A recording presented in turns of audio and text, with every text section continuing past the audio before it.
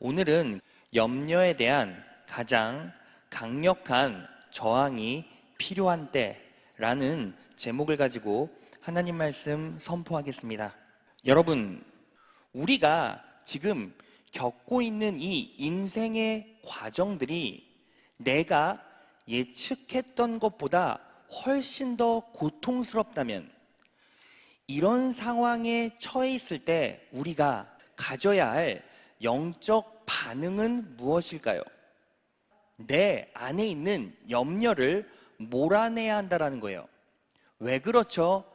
그것에 대한 이유가 빌립보서 4장 6절에서 7절에 나와 있습니다. 다 같이 한번 읽어볼까요? 시작. 아무것도 염려하지 말고 오직 모든 일에 기도와 간구로 너희 구할 것을 감사함으로 하나님께 아뢰라. 그리하면 지키시리라. 자, 뭐라고 나와 있죠? 아무것도 염려하지 말고 오직 모든 일에 기도와 간구로 너희 구할 것을 감사함으로 아뢰래요. 그리하면 하나님께서 어떤 방식으로든 응답해 주신다라는 것이죠. 그런데 이 염려가 내 기도와 간구에 섞여 있다면 결코 응답받을 수가 없어요. 이 말은 하나님께서 여러분들에게 주시고자 하는 축복의 장애물이 염려가 된다는 것입니다. 왜 그런 원리를 우리의 삶 가운데 적용할 수 있죠? 마가복음으로 가겠습니다. 마가복음 4장 19에서 20절 말씀입니다. 세상의 염려와 재물의 유혹과 그 밖에 다른 일에 욕심이 들어와 말씀을 막아서 열매를 맺지 못한다. 세상의 염려가 말씀을 막아서 열매 맺지 못하게 하죠. 20절, 좋은 땅에 뿌려지는 것들이란 이런 사람들이다. 그들은 말씀을 듣고 받아들여서 30배, 60배, 100배의 열매를 맺는다. 여러분, 결국 30배, 60배, 100배의 축복을 받는 사람들은 어떤 사람들입니까? 말씀을 듣고 받아들이는 사람이에요. 그런데 염려가 말씀을 막아버리죠. 그러니까 염려가 우리 안에 있으면 말씀을 받을 수가 없다라는 거예요. 그러면 우리가 방금 읽었던 마가복음에서 말씀을 듣고 받는다라는 게 무슨 뜻입니까? 말씀을 듣고 믿는다라는 것과 일맥상통한다라는 거예요. 그래서 히브리서 4장 2절을 보겠습니다. 우리도 그들과 마찬가지로 기쁜 소식을 전해 들었습니다. 그러나 그들이 들은 말씀이 자기들에게 유익이 되지 못했던 것은, 다 같이 읽겠습니다. 그 말씀을 믿음으로 받아들이지 않았기 때문입니다. 여러분, 결국에 우리가 삶에서 30배, 60배, 100배의 축복을 누리려면 말씀을 받아들이고 말씀을 믿어서 내 믿음의 작동으로 결국에는 은혜를 누리게 되는데, 염려는 무엇입니까? 염려는 나의 믿음 가운데 무엇을 불러일으켜요? 의심을 불러일으켜요. 그래서 결국에는 우리가 염려하면 하나님께서 우리에게 약속하신 놀라운 축복과 은혜를 누릴 수 없다라는 거예요. 그러므로 가장 중요한 게 무엇입니까? 내 안에서 뿜어져 나오는 염려를 먼저 내쫓아야 한다라는 거예요. 그렇다면 우리가 어떻게 염려를 내 안에서 몰아낼 수 있을까요? 그것에 대한 답이 오늘 본문 말씀 상반절에 나와 있어요. 다 같이 읽겠습니다. 시작. 너희 염려를 다 주께 맡겨버리라. 여러분, 답은 의외로 간단하죠. 내 염려를 주께 맡겨버리라는 거예요. 그런데 답은 단순하고 간단한데 적용을 하려고 하면 나 하나님께 맡겼어. 그러니까 내 염려는 다 사라졌네? 이렇게 됩니까? 그게 실제로는 잘 안 된다라는 것이죠. 그래서 우리는 이 염려를 하나님께 맡겨버릴 수 있는 원리를 오늘 말씀을 통해 찾아내야 돼요. 오늘 말씀을 통해 우리가 알 수 있는 진리는 두 가지예요. 오늘 본문을 중심으로 연결되어져 있는 말씀이 있는데 하나하나 살펴보면서 놀라운 은혜를 여러분과 나누겠습니다. 첫째, 자, 다 같이 한번 읽어볼까요? 시작. 겸손하십시오. 하나님의 능하신 손을 바라보며 겸손하십시오.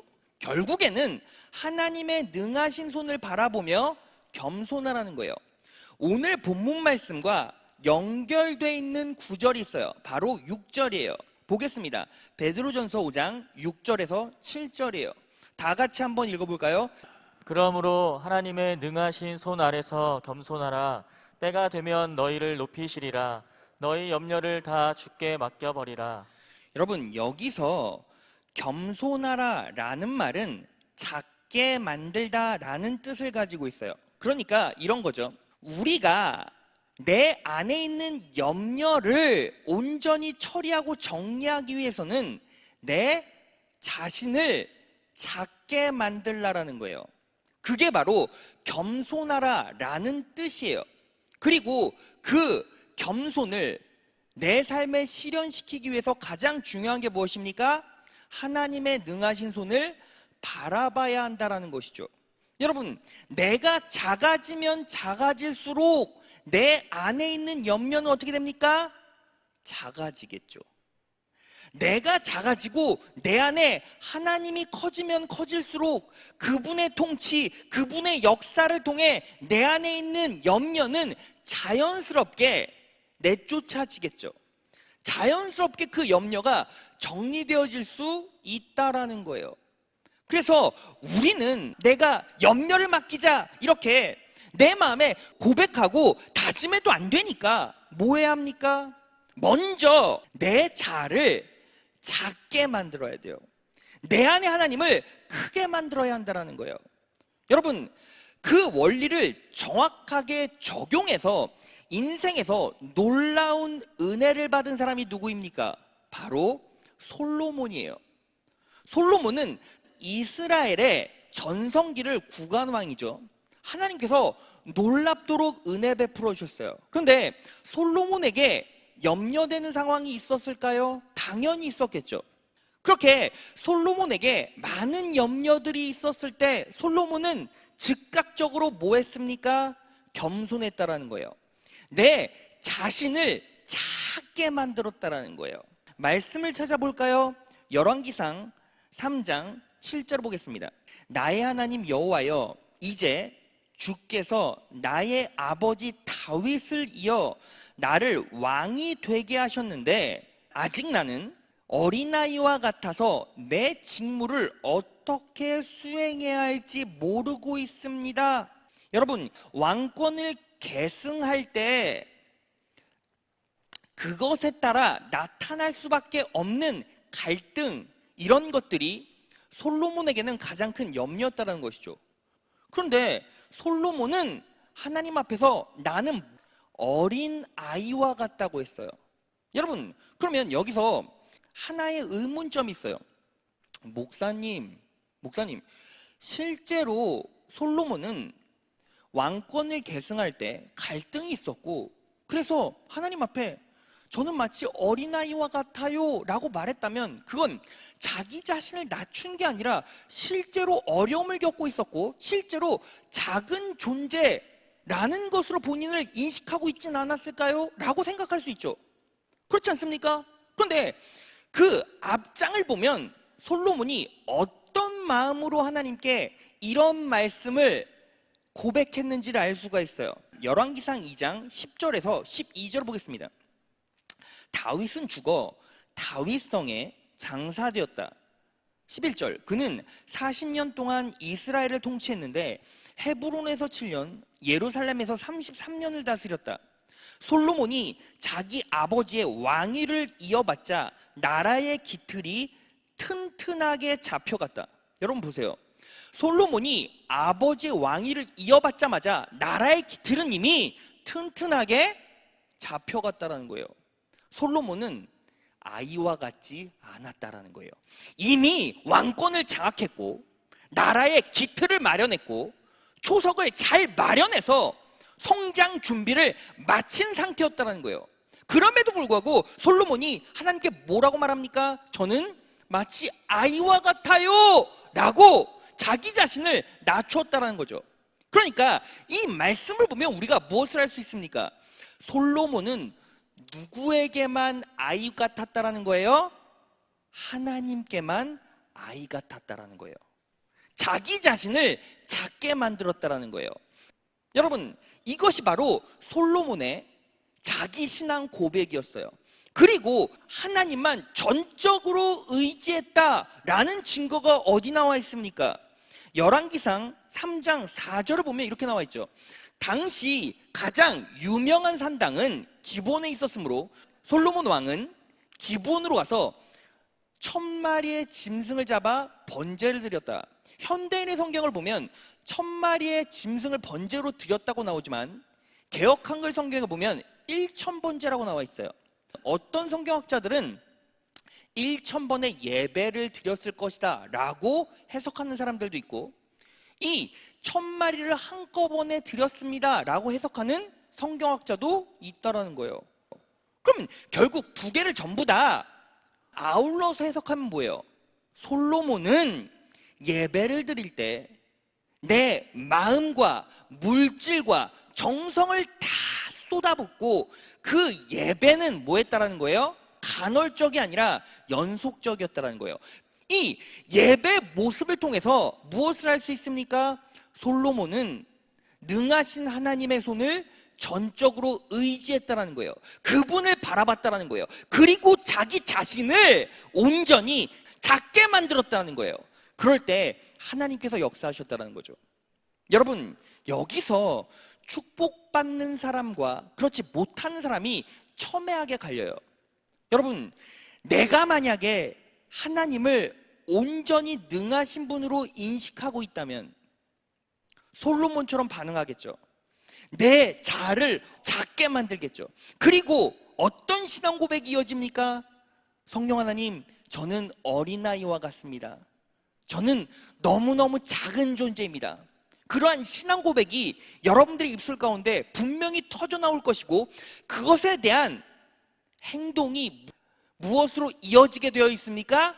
바로 예배로 이어지게 되어 있다는 거예요. 여러분, 그래서 하나님께 축복받기를 원하는 사람, 하나님께 축복받고 있는 사람들은 나보다 하나님이 크시고 그러므로 예배에 목숨을 걸어요. 예컨대 이런 것이죠. 여러분, 우리 집에 손님이 오기로 예정이 되어 있었어요. 그런데 그걸 깜빡 잊은 거예요. 그래서 급하게 전화를 해야 되는데, 왜 전화를 해야 되냐면 다른 스케줄이 잡혔어요. 그러면 일을 포기하고 집으로 가는데 가장 큰 기준은 무엇이 될까요? 바로 그 손님이 나에게 어떤 존재냐라는 것이죠. 그 손님이 내 다른 업무보다 큰 존재냐 아닌지냐가 내 스케줄을 포기하고 손님을 만나러 가는데 가장 큰 기준이 되겠죠. 그런데 반대로 그 손님이 나에게 크지 않아요. 나에게 중요하지 않아요. 그러면 전화하겠죠. 나 지금 업무가 잡혔어. 그러니까 못 만나러 갈 것 같아. 대신 전화로 통화하자. 이렇게 된다는 거예요. 여러분, 제가 왜 이런 말씀을 드리냐면, 이제 비대면 온라인 예배와 대면 예배의 과도기의 시점에 접어들었어요. 바로 내 삶의 우선순위가 예배가 아니고 하나님이 아니고 뭐가 돼버렸어요? 내 세상 일이 돼버렸어요. 친구의 만남이 되어버렸어요. 여행이 되어버렸어요. 그러면서 편의를 도모하기 시작합니다. 목사님, 저 지금 여행 가면서 예배 드리고 있어요. 걱정하지 마세요. 여러분, 걱정될 수밖에 없어요. 왠지 아십니까? 여러분, 하나님께서는 그 사람의 무엇을 보십니까? 그 사람의 삶의 최우선순위, 그리고 역사하실 것입니다. 그리고 축복하실 거예요. 그런데 하나님이 나보다 큰 존재라면 내 마음이 가고 내 물질이 가고 내 발걸음이 예배당으로 오겠죠. 공동체로 오겠죠. 그런데 하나님을 믿지만 딱 양분해요. 오늘은 나에게 아주 중요한 일이 있고 여행이 있고 친구들과의 친목 모임이 있어. 그런데 예배를 놓치기도 애매해. 하지만 이 편리를 전부 다 도모할 수 있는 방법이 생겼네. 친구들에게 가면서 영상으로 보는 거야. 여러분, 제가요 불강력적인 상황에서 영상으로밖에 예배를 드릴 수 없는 성도들에게 이런 메시지를 전하는 게 아니에요. 분명히 발걸음을 할 수 있고 내 스스로 선택할 수 있음에도 불구하고 그렇지 못한 성도들이 있어요. 그러면 하나님께서 누구에게 축복하시겠냐고요. 여러분, 솔로몬은요 전무후무한 왕이었어요. 모든 것들을 다 가지고 있었어요. 실상은 그에게 필요한 건 아무것도 없었어요. 하나님, 저는 작은 아이입니다 라고 고백하기 전에 이미 정치적으로는 그 기반을 다 닦아놓았고 기초를 탄탄하게 마련해 놓았다는 거예요. 그런데 왜 그런 고백을 했을까요? 바로 그 솔로몬의 믿음의 고백이 그 솔로몬의 실체적인 능력이 된다는 걸 솔로몬은 알았고 그것들을 고백해내었고 그것들을 삶의 행동으로 표현해내었어요. 하나님께서 솔로몬을 너무너무나 기뻐하셨어요. 그리고 축복을 쏟아 부어주시기 시작하셨어요. 자, 열왕기상 3장 12에서 13절 말씀입니다. 내가 내 요구대로 지혜롭고 총명한 마음을 너에게 주어 역사상에 너와 같은 자가 없도록 하겠다. 그리고 나는 또 내가 요구하지 않은 부귀와 명예도 너에게 주어 내 평생에 너와 같은 왕이 없도록 하겠다. 자, 이렇게 하나님께서 솔로몬에게 약속하여 주셨죠. 그 약속이 어떻게 이루어집니까? 역대하 9장 22에서 23절 다 같이 읽겠습니다. 솔로몬 왕은 재산에 있어서나 지혜에 있어서나 이 세상의 어떤 왕보다 훨씬 뛰어났다. 그래서 세상의 모든 왕들은 솔로몬을 직접 만나서 하나님께서 그의 마음속에 넣어주신 지혜의 말을 들으려고 하였다. 솔로몬의 하나님을 향한 믿음의 고백이 있었고 반응이 있었어요. 그리고 하나님께서는 솔로몬에게 약속하셨고 이 약속은 이루어졌습니다. 여러분, 여기에서 우리는 무엇을 알아야 합니까? 내 자를 작게 만들면 하나님께서 역사하시고 그 말씀의 공급이 내 영혼 가운데 온전히 임할 때 내 안에 있는 염려는 내 의지로 해결되는 것이 아니라 하나님의 은혜의 말씀이 그 염려를 밀어낸다라는 거예요. 여러분, 내 안에 염려가 있어요. 걱정이 있어요. 그럼에도 불구하고 그 염려를 내 스스로 내 의지로 처리하지 못하는 이유가 뭔지 아십니까? 이 염려는 감정이기 때문이에요. 이 감정이기 때문에 인간의 의지로는 밀어내고 싶어도 없애고 싶어도 없어지지가 않는 거예요. 그러면 이 감정적인 부분을 어떻게 내 안에서 밀어낼 수 있습니까? 제가 다시 말씀드리지만 하나님의 능력의 말씀, 은혜의 말씀, 약속의 말씀이 내 영혼을 장악하기 시작할 때, 내 자가 작아지기 시작할 때, 그 은혜의 말씀이 내 안에 들어와 역사하기 시작하고 내 염려라는 감정을 조금씩 밀어낸다라는 거예요. 믿으십니까? 그래서 염려는 완벽하게 정리될 수 있다는 거예요. 그러면 여러분들, 우리 안에 염려가 있다는 것은 결국 무슨 뜻입니까? 내 안에 믿음이 말씀으로 작동되지 못하고 있다는 것이고 결국 그 말씀이 내 안에서 믿음으로 작동되지 못하면 30배, 60배, 100배 축복은 누릴 수가 없어요.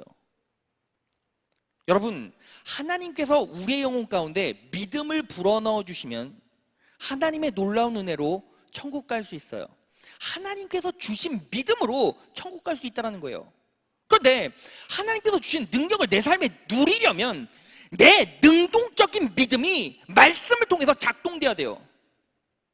그게 안 되면 결국 부끄럽게 하나님께서 심겨주신 믿음으로 천국 갈 수는 있지만 작동 안 되는 믿음, 그 믿음 자체는 존재하고 있어도 결국 그 믿음이 역사하지 않으면 삶에서 축복받을 수가 없다고요.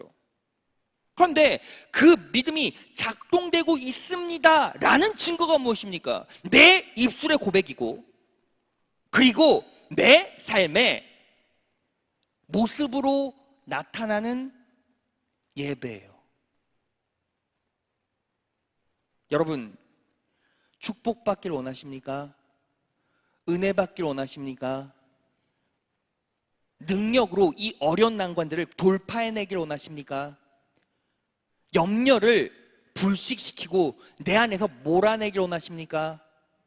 뭐 해야 합니까? 내 자아를 작게 쪼개십시오. 하나님의 영광을 내 안에서 더 크게 발견하고 선포하고 누리십시오. 하나님을 온전히 의지하십시오. 하나님의 능하신 손을 바라보십시오. 그러기 위해서 뭐가 수반돼야 합니까? 예배가 회복돼야 된다는 거예요. 이 말씀이 여러분들의 심령 가운데 계속 부어져요. 여러분들 안에 내 염려보다 하나님께서 여러분들에게 주신 말씀이 넘쳐 흘러요. 그러면 결코 쓰러지지 않아요. 결코 무너지지 않아요. 염려라는 놈이 내 안에서 작동될 틈이 없어요. 이렇게 하나님의 능하신 손을 바라보며 겸손해지시는 여러분 되시기를 진심으로 축원합니다. 자, 둘째, 우리 다 같이 한번 읽어볼까요? 시작. 사단의 역사를 마음에서 몰아내십시오. 사단의 역사를 마음에서 몰아내라는 거예요. 오늘 본문 말씀과 연결된 다음 구절을 보겠습니다. 베드로전서 5장 7절부터 8절이에요. 우리 다 같이 한번 읽어볼까요? 너희 염려를 다 주께 맡겨버리라. 이는 저가 너희를 권고하심이니라. 근신하라, 깨어라. 너희 대적 마귀가 우는 사자같이 두루 다니며 삼킬 자를 찾나니. 여러분, 우리가 염려를 내 영혼 가운데서 몰아내려면 사단의 역사에 강력하게 저항해야 된다는 거예요. 그렇다면 여러분, 왜 우리가 사단의 역사에 강력하게 저항해야 합니까? 이유는 간단해요. 사단이 우리에게 염려를 주기 때문이에요. 여러분, 태초에 하나님이 천지를 창조하시고 아담과 하와에게 선악과를 따서 먹는 날엔 정령 죽는다라고 말씀하셨죠. 그런데 아담과 하와가 선악과를 따서 먹었어요. 어떻게 선악과를 따서 먹게 되었습니까? 사단의 유혹이 있었죠. 사단의 역사가 있었다는 거예요. 사단의 역사가 있었을 때 그들은 죄를 지었고 무엇이 남았습니까? 염려가 남았다는 것이죠. 창세기 3장 9절에서 10절을 보겠습니다. 여호와 하나님이 아담을 부르시며 그에게 이르시되 내가 어디 있느냐 가로되 내가 동산에서 하나님의 소리를 듣고 내가 벗었으므로 두려워하여 숨었나이다 라고 나와 있어요. 죄를 짓고 사단이 역사할 때 결국에는 아담과 하와는 죽게 되었고 어떤 감정이 남아 있었습니까? 벗었으므로 수치심이 남아 있고 두려움이 남아 있었죠. 여러분, 내가 가지고 있는 염려의 근원을 차분히 곱씹어 보세요. 왜 우리가 염려합니까? 지금 현실에 맞닥뜨렸을 때 느껴지는 두려움 때문이죠. 그리고 그 두려움은 어디에서 기인합니까? 나와 다른 사람들을 비교하는 그 비교점에서 두려움이 나타나요. 제가 예를 들어 볼까요? 여러분, 힘들고 어려운 상황에서 다 같이 힘들면 그 고통과 두려움이 그렇게 크질 않아요. 그런데 어떤 사람은 막 잘 되고 어떤 사람은 막 올라가는데 나는 뚝뚝뚝뚝 떨어져. 그러면 내 염려가 훨씬 더 커지죠. 결국 염려의 근원 중에는 어떤 요소가 있습니까? 창피당하기 싫은 거예요. 다른 사람과 비교해서 수치스럽게 내 삶이 다른 사람에게 보여지는 게 싫은 거예요. 사단이 아담과 하와에게 역사했을 때 그들의 심령 가운데 남은 건 뭐였어요? 수치심과 두려움이었다고요. 왜 우리가 사단의 역사에 강력하게 저항해야 합니까? 사단이 우리에게 염려를 줘요. 수치심을 줘요. 두려움을 준다라는 거예요. 그렇다면 이제 우리가 사단의 역사를 물리치고 어떻게 이 염려를 내 삶에서 몰아낼 수 있을까요? 가장 중요한 건 사단에 대해서 알아야겠죠. 사단은요, 아주 쉽게 설명하면 말뿐인 존재예요. 여러분, 오늘 본문 말씀에 염려는 헬라어로 메림나오예요. 근데 이 메림나오는 갈라지다, 마음이 갈라지다 라는 뜻을 가지고 있어요. 그러니까 결국에는 염려란 무엇입니까? 마음이 갈라진 상태, 이게 염려라는 거예요. 그런데 사단이 역사할 때 무엇을 사용해요? 말을 사용해요. 그런데 여러분, 사단의 혀, 뱀의 혀를 본 적 있으세요? 뱀의 혀 한번 보여주실래요? 재밌죠? 뱀의 혀는 두 개로 갈라졌어요. 사단이 말할 때 인간은 염려하게 돼 있다고요. 마음이 두 갈래로 갈라지게 돼 있다고요. 그런데 여기서 우리가 정확하게 인식해야 될 게 무엇입니까?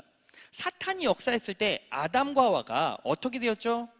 그 말을 듣고 유혹에 빠져버렸어요. 사단이 아담과 하와를 물리적 위력으로 공격한 게 아니라는 거예요. 그러니까 우리는 무엇을 조심하면 됩니까? 사단의 역사에서 말을 조심하면 돼요. 사단은 헐뿐이고 말만 많고 단 여러분들을 절대 건드리지를 못해요. 여러분, 사단이 얼마나 속빈 강정 같은 존재인지를 우리가 어떻게 할 수 있습니까? 우리가 방금 읽었던 베드로전서 5장 8절 보겠습니다. 근신하라 깨어라 너희 대적 마귀가 우는 사자같이 두루 다니며 삼킬 자를 찾나니. 자, 잠깐 말씀을 펴놓고 저를 봐주세요. 여러분, 근신하라 깨어라 너희 대적 마귀가 우는 사자 같이라고 말해요. 여러분, 사단은 우는 사자 같대요. 그러면 제가 여러분들에게 물어볼까요? 사단은 사자입니까? 사자 같습니까? 사자 같다라는 거예요. 사자가 아니라는 거예요. 그리고 두루 다니며 삼킬 자를 찾나니라고 나와 있어요. 여러분, 자 이제 여기를 보세요. 여러분, 사단은 사자 같고 두루 삼킬 자를 찾아다닌대요. 근데 여러분, 혹시 동물의 왕국에서 사자 보신 적 있습니까? 사자를 보면 사자는 기동력 있게 사냥감을 찾으러 다니질 않아요. 사자는 어떠냐면 그냥 누워 있어요. 사자는 삼킬 대상을 찾으러 다닐 필요가 없어요. 왜? 그냥 얼쩡얼쩡거리는 동물 아무거나 붙잡아서 그냥 삼키면 되니까. 근데 사단은 두루 삼킬 자를 찾아다닌대요. 이 말은 삼킬 수 있는 사람과 삼킬 수 없는 사람이 분명히 존재한다는 거예요. 그러면 사단이 삼킬 수 있는 사람은 어떤 사람입니까? 바로 내 안에 그리스도가 없는 사람이겠죠. 그러면 우리는 결국 사단의 괴계에 물리적으로 압박받아 쓰러질 수가 있는 존재입니까? 당연히 없는 존재죠. 왜? 사단은 사자 같지만 우리 안에는 진짜 사자가 계시기 때문이에요. 믿으십니까? 자, 요한계시록 5장 5절을 보겠습니다. 다 같이 읽겠습니다. 시작. 장로 중에 하나가 내게 말하되 울지 말라 유대 지파의 사자 다윗의 뿌리가 이기었으니 이 책과 그 7인을 떼시리라 하더라. 여러분, 유대 지파의 사자 다윗의 뿌리가 이겼대요. 그럼 다윗의 뿌리는 누굴 예표합니까? 예수 그리스도를 예표하죠. 유다의 사자이신 예수 그리스도가 성령 하나님의 모습으로 내 안에 임재해 계세요. 우리 안에는 실제적으로 사자 그분이 존재해 계신데, 사자 흉내내는 사단이 우리 삶에 얼쩡거린다고 그 사단이 우리를 이길 수가 있어요? 없어요. 없어요. 그러니까 우리는 무엇을 인식하면 됩니까? 말을 조심해야죠. 소리를 조심해야죠. 사단은 여러분들에게 물리적으로 압박을 가하거나 결코 여러분들의 가정과 사업에 해를 줄 수가 없어요. 여러분들의 심령 가운데 성령 하나님께서 임재하고 계신 그 순간부터 성령 하나님께서 역사하시기 시작하시고, 성령 하나님께서 능력으로 우리의 삶을 보호해 주세요. 믿으십니까? 예수 그리스도가 십자가에 못 박혀 돌아가심으로 이미 사단의 세력은 끝장났어요. 믿으십니까? 말씀으로 확인해 볼까요? 히브리서 2장 14에서 15절이에요. 이 자녀들은 모두 살과 피를 가진 사람이기 때문에 예수님도 그들과 같은 모습으로 사람들이 겪는 것과 똑같은 것을 겪으셨습니다. 예수님께서는 죽음의 권세를 가진 마귀를 멸망시키기 위하여 죽으셨고, 또한 죽음에 대한 두려움에 사로잡혀 있는 사람들을 자유롭게 하기 위해서 사람과 같은 모습으로 죽으셨습니다. 결국 무슨 뜻입니까? 예수님께서 십자가에 못 박혀 돌아가심으로 사탄의 세력은 이미 끝장났다라는 거예요. 그러면 우리는 왜 사탄에게 놀아날까요? 사탄이 지속적으로 여러분들의 마음 가운데, 여러분들의 귀에 호도된 비진리를 주입하고 있다는 거예요. 사탄은 세상의 권세자고 공중권세자예요. 세상의 미디어를 조종하고 세상의 소리들이 진리인 것처럼 착각하게 만들어요. 그러면 우리는 뭐 해야 합니까? 세상의 소리에 귀를 닫아야 합니다. 세상의 호도된 소리에 귀를 닫아야 합니다. 세상이 여러분들을 죽인다라고 말해요. 여러분들의 가정을 무너뜨린다고 말해요. 그러면 그럴 때마다 여러분들은, 그래, 내 가정이 무너질 거야, 내 사업이 무너질 거야, 내 자식들이 망할 거야 라고 인식해야 합니까? 지금 그렇게 인식하고 내 안에 염려가 있다는 건 뭐예요? 사단의 역사에 놀아나고 있다는 거예요. 만약에 아담과 하와가, 야, 하나님께서 이 선악과 먹는 날엔 정령 죽는다라고 말씀하셨냐? 아니야, 그렇지 않아, 너 잘못 알고 있는 거야 라는 그 사단의 선동을 그냥 귀를 딱 막고 물리치고 하나님의 음성에만 귀를 기울였다면 아담과 하와는 절대로 사단의 역사에 넘어가지 않았겠죠. 그러면 우리는 내 삶에서 나를 불안하게 만들고 나에게 두려움과 염려만을 주는 사단의 소리가 들어왔을 때 어떻게 반응해야 합니까? 마가복음 16장 17에서 18절입니다. 다 같이 읽겠습니다. 믿는 자들에게는 이런 표정이 따르리니 곧 저희가 내 이름으로 귀신을 쫓아내며 새 방언을 말하며 뱀을 집으며 무슨 독을 마실지라도 해를 받지 아니하며 병든 사람에게 손을 얹은즉 나으리라 하시더라. 여러분들은 태초부터 택정받았고 거룩하게 구분된 그분의 자녀죠. 그럼에도 불구하고 사단의 다른 복음, 다른 진리, 변질되고 호도된 이상한 말들이 여러분들의 마음을 두들겨요. 그럼 뭐 해야 합니까? 예수의 이름으로 선포해야죠. 더럽고 추악한 사단의 세력은 예수 그리스도의 이름으로 명하노니 물러갈지어다. 그럴 때 사단이 물러간다라는 거예요. 그렇게 우리는 뭐 해야 합니까? 예수의 이름으로 반응해야 된다는 거예요. 그럴 때 사단의 역사가 물러간다는 거예요. 내 안에 두려움이 임해도, 내 안에 답답함이 임해도, 내 안에 감정의 이지러짐이 막 느껴져서 나를 괴롭혀도 우리는 뭐 해야 합니까? 예수의 이름으로 선포해야 된다는 거예요. 그럴 때 사단의 역사가 물러가고 내 안에 염려와 두려움이 사라지게 된다는 거예요. 자, 말씀 정리해 보겠습니다. 여러분, 지금 이 시점이 어떤 때입니까? 오늘 말씀의 제목처럼 염려에 대한 가장 강력한 저항이 필요한 때예요. 여러분, 여러분들의 심령 가운데 염려가 없습니까? 여러분들의 심령 가운데 하나님께서 부어주신 소망과 은혜와 능력만이 존재하고 임재하고 역사하고 있습니까? 그렇지 못하다면 우리는 무엇을 점검해야 합니까? 지금 이렇게 힘든 상황에 내가 어떤 말씀을 내 삶의 최우선순위로 삼고 있는지부터 점검해야 되겠죠.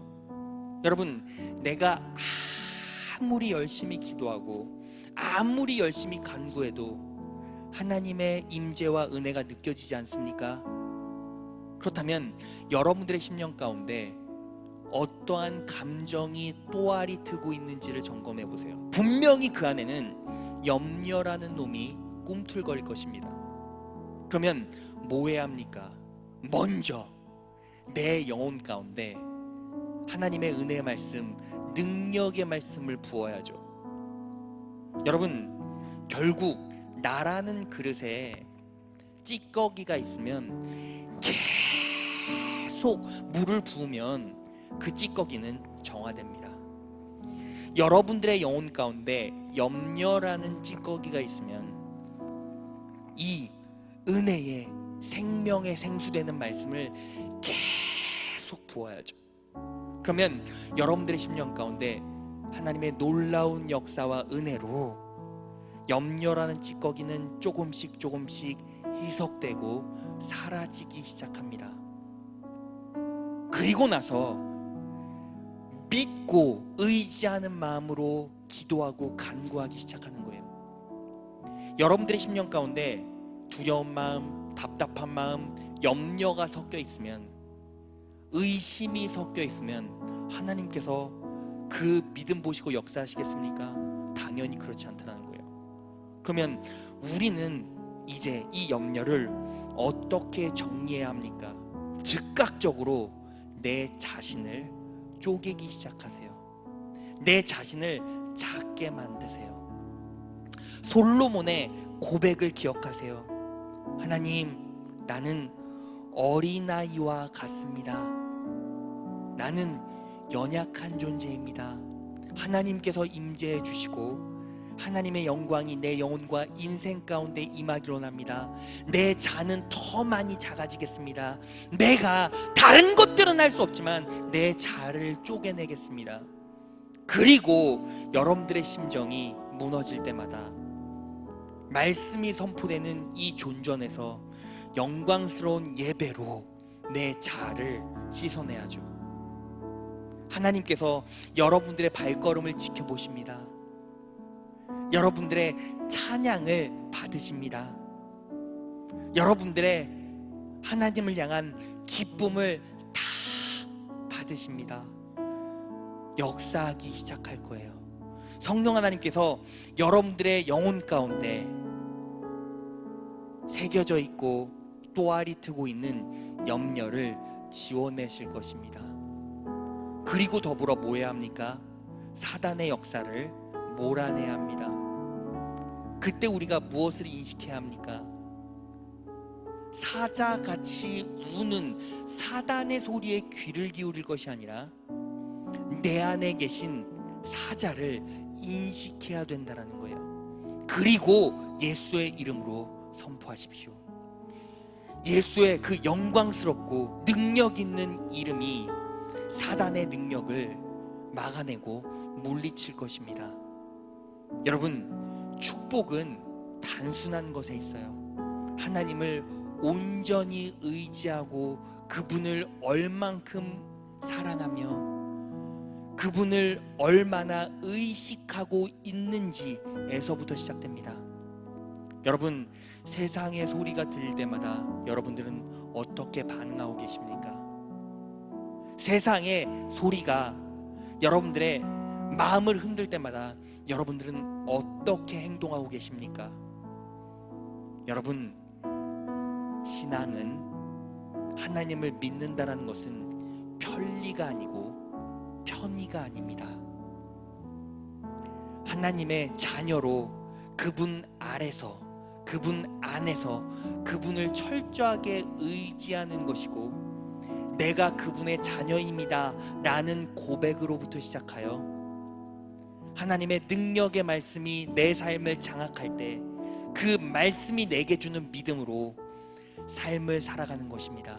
그럴 때 우리의 인생 가운데는 30배, 60배, 100배의 놀라운 축복이 파도처럼 밀려올 것입니다. 여러분, 오늘 말씀을 붙잡고 염려에 대한 가장 강력한 저항이 필요한 이때에 하나님께서 주시는 놀라운 영적인 공급으로 이 어려운 난관을 극복하시고 이기셔서 하나님의 선하심을 내 삶에, 내 가정 가운데, 내 사업 가운데 온전히 드러내시는 귀한 성도들 되시기를 진심으로 축원합니다.